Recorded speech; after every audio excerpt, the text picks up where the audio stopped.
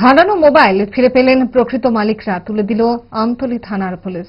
থানা এলাকার বিভিন্ন স্থান থেকে এই মোবাইলগুলি প্রকৃত মালিকদের হাতছাড়া হয়েছিল।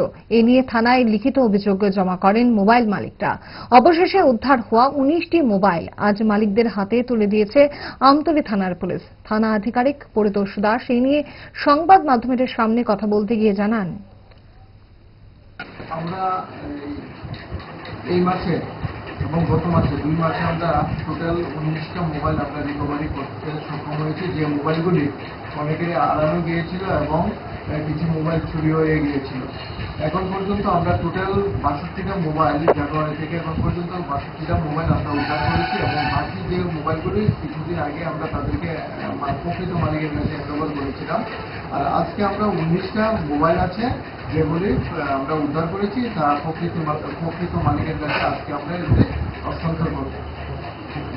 এবং এই মোবাইলগুলি আমরা উদ্ধার করতে সক্ষম হয়েছি আমাদের যে CEIR পোর্টাল এই থ্রুতে এবং SDR CVR অ্যানালাইসিস করে এগুলি আমরা উদ্ধার করতে সক্ষম হয়েছি। এবং এই কাজটি আমাদের থানার স্টাফ অভিজিৎ আচার্য যে কাজটির দায়িত্বে ছিল এই কাজটি মোবাইলগুলি উদ্ধার করেছি। কাউকে কি আটক করা হয়েছে?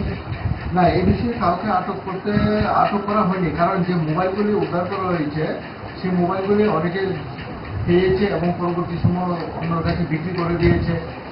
এবং কিছু মোবাইল নিজেরও পেয়েছিল এবং এগুলি যখন আমরা CIR পোর্টাল থ্রুতে যখন আমরা আইডেন্টিফাই করতে পেরেছি তারা মোবাইলগুলি আমাদের থানাতে হস্তান্তর করে গিয়েছে এবং এই বিষয়ে আমাদের তদন্ত চলছে।